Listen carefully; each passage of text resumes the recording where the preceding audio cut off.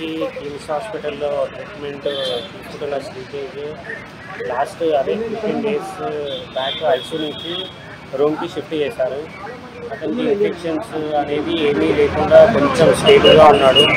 ఇప్పుడు 2 వీక్స్ నుంచి కూడా కొంచెం రూమ్లో స్టేబుల్గా ఉన్నాడు. డాక్టర్స్ ఇప్పుడు రిహాబిలిటేషన్కి ప్లాన్ చేసి రిహాబిలిటేషన్కి వెళ్తే బెస్ట్. ఇప్పుడు స్టేబుల్ ఉన్నప్పుడే రిహాబ్కి వెళ్ళి ట్రీట్మెంట్ అనేది కంటిన్యూ చేసిన తర్వాత మీరు ఇంటికి తీసుకెళ్ళొచ్చు అని చెప్పారు. అంటే ఇప్పుడు అందరు మనుషులను గుర్తుపడుతున్నారా? ఎట్లా ఉన్నది కండిషన్, ఎట్లా ఉంది అని చెప్తున్నారు. గుర్తుపడుతున్నాడా? మీరు రోజు చూస్తున్నారు కదా. బ్రెయిన్ కండిషన్ అయితే ఇంకా ఏం లేదు, ఖాళీ చూడడం చేస్తున్నాడు తప్ప గుర్తుపట్టడం అలా ఏం లేదు. ఫుడ్ కూడా కొంచెం మోరల్గా 15 డేస్ నుంచి కొంచెం మోరల్గా ఫీడ్ కూడా తీసుకుంటున్నారు కొంచెం లైట్గా. అంటే డాక్టర్లు ఏం సజెషన్ చేస్తున్నారు సార్? డాక్టర్ సజెషన్ చేసేదంటే ఇంకా బ్రెయిన్ వైజ్గా అయితే ఇప్పుడు ట్రీట్మెంట్ ఇంతవరకు ఉంది, ఇంతకు మించి బ్రెయిన్ నుంచి ట్రీట్మెంట్ అనేది ఏం లేదంటున్నారు. నెక్స్ట్ ఫిజియోథెరపీయే దానికి ట్రీట్మెంట్, రిహాబిలిటేషన్లో ఫిజియో అవి చేయాలని చెప్పారు. మనిషి నుంచి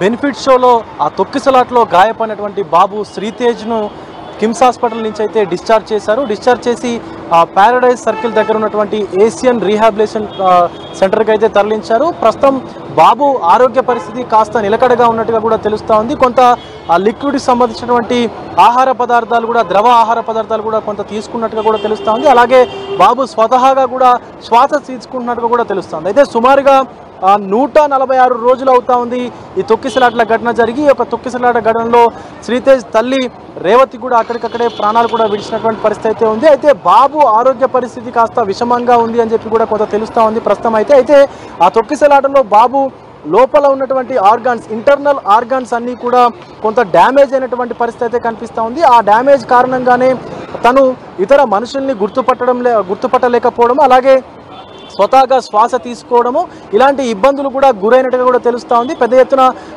అంటే చాలా పెద్ద మొత్తంలో కూడా డబ్బు ఖర్చు అవుతుందన్నటువంటి పరిస్థితి కూడా ఉంది ట్రీట్మెంట్లో. అయితే అటు తెలంగాణ ప్రభుత్వము అలాగే సీఎం రేవంత్ రెడ్డి గారు కూడా ఇనిషియేటివ్ తీసుకొని బాబు ఆరోగ్యానికి సంబంధించి అతనికి ఎంత ఖర్చు అయినా పర్వాలేదు ట్రీట్మెంట్ చేయాలని చెప్పి ప్రభుత్వం నుంచి కూడా కోరినటువంటి పరిస్థితి ఉంది. సో తర్వాత మంత్రులు ఇతర చాలామంది కూడా సహాయం అందించినటువంటి పరిస్థితి ఉంది. దాని తర్వాత సుమారుగా 5 నెలలు అయితే కావస్తూ ఉంది. ఈ కాలంలో కూడా కొంత బాబు అక్కడి నుంచి కోలుకొని ఇక్కడికి రీహాబిలిటేషన్ సెంటర్కి అయితే తీసుకొచ్చినటువంటి పరిస్థితి ఉంది. శ్రీతేజ్ తండ్రి అయితే ఇక్కడ ఈ రీహాబిలిటేషన్ సెంటర్లో మొత్తం కూడా ఫిజియోథెరపీ చేసేటువంటి అవకాశం అయితే కనిపిస్తూ ఉంది. సుమారుగా 15 నుంచి 20 రోజులు 25 రోజుల వరకు కూడా ఫిజియోథెరపీ ఏదైతే మనకు రోబోటిక్స్తో అంటే రోబోట్స్తో చేసేటువంటి ఫిజియోథెరపీ చేసిన తర్వాత బాబుని తన ఇంటికైతే పంపించేటువంటి పరిస్థితి అయితే కనిపిస్తూ ఉంది. అయితే మొత్తానికి ఈ ఘటనలో మొత్తంగా చూసుకున్నట్లయితే ఈ ఘటనలోనే అటు అల్లు అర్జున్ కూడా ఈ ఘటనకు సంబంధించి పోలీసు విచారణను కూడా ఎదుర్కొన్నారు. అతను తన తర్వాత కూడా ఈ కేసులో కూడా అరెస్ట్ అయ్యి జైలుకు కూడా వెళ్ళొచ్చినటువంటి పరిస్థితి అయితే కనిపిస్తుంది. అయితే తన తల్లి శ్రీతేజ్ తల్లి కూడా ఈ ఘటనలో మృతి చెందినటువంటి పరిస్థితి అయితే కనిపిస్తోంది. సో మొత్తానికి కొంత బాబు ఆరోగ్య పరిస్థితి అయితే నిలకడగా ఉన్నట్టుగా తెలుస్తూ ఉంది.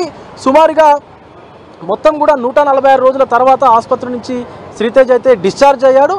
సో మనకు గత డిసెంబర్ 4వ తేదీన పుష్ప 2 ప్రీమియర్ షోకి మనకు సంధ్యా థియేటర్ వీళ్ళు ఫ్యామిలీ అయితే వెళ్ళారు. తర్వాత ఘటన జరిగిన తర్వాత బాబుని కిమ్స్ హాస్పిటల్ ఏదైతే సికింద్రాబాద్ కిమ్స్ హాస్పిటల్ ఉందో ఆ కిమ్స్ హాస్పిటల్లో జాయిన్ చేశారు. అప్పటి నుంచి కూడా కొంత బాబు పరిస్థితి విషమంగా ఉంది. ఇప్పుడిప్పుడే కోలుకున్నటువంటి పరిస్థితి అయితే కనిపిస్తూ ఉంది. సో ఇంకొక 20 రోజులు కూడా ఈ ఏషియన్కు సంబంధించినటువంటి రీహాబిలిటేషన్ సెంటర్లో అయితే ఉండేటువంటి అవకాశం అయితే కనిపిస్తూ ఉంది. దాని తర్వాత తనని శ్రీతేజ్ని ఇంటికి కూడా తీసుకెళ్లేటువంటి సూచనలు అయితే కనిపిస్తూ ఉన్నాయి.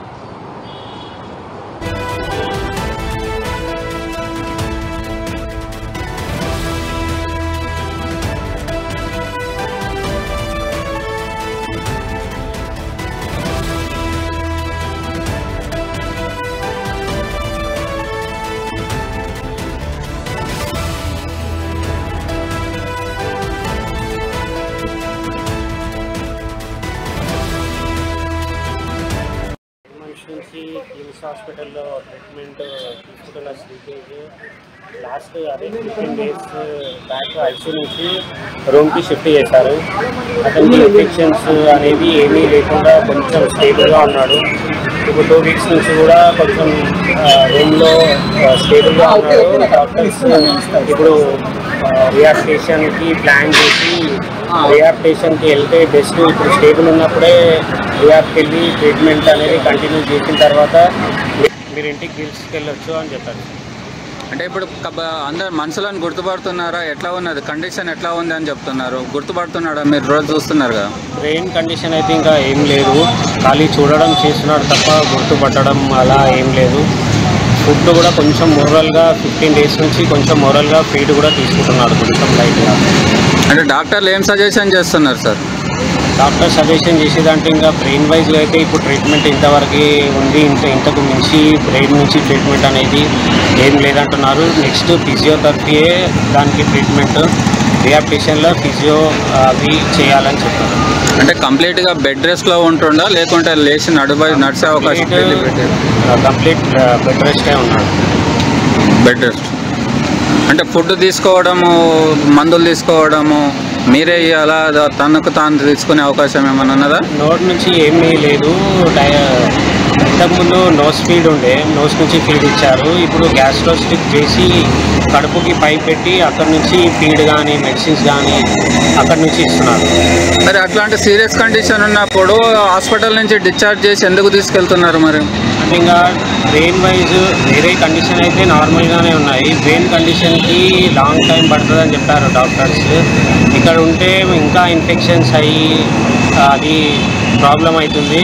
ఇన్ఫెక్షన్ లేనప్పుడే డిశ్చార్జ్ చేస్తే ఓకే ఉంటుందని వాళ్ళు ప్లాన్ చేసి డిశ్చార్జ్ చేస్తారు. అంటే ఇక్కడ డాక్టర్స్ నర్సులు ఉండగానే ఇంత ట్రీట్మెంట్ జరుగుతుండని అలాంటి పొజిషన్ ఉంటే మీరు ఇంటికి తీసుకుపోయి ఎట్లా చూసుకోగలుగుతారు? ఇంటికంటే ఇంటికి తీసుకెళ్ళకు, రిహాబిలిటేషన్ తీసుకెళ్ళి ఒక 15-20 days అక్కడ ఉన్న తర్వాత కొంచెం మళ్ళీ స్టేబుల్గా ఉంది అంటే హోమ్కి తీసుకెళ్తాం. ఈ సంఘటన జరిగి 140 రోజులు అవుతుంది. అంటే వాళ్ళ చిన్న పాప అంటే లాస్ట్ 20 days నుంచి రూమ్ ఐసీలో ఉన్నప్పుడు అయితే అలౌట్ చేయలేదు. ఇప్పుడు రూమ్కి ఇచ్చాక అలౌట్ చేశారు. కొంచెం పాప ఉండి అన్నయ్య అది ఇది అని అడుగుతున్నా కానీ ఏమీ బాబు నుంచి అయితే ఏమి రెస్పాండ్ లేదు.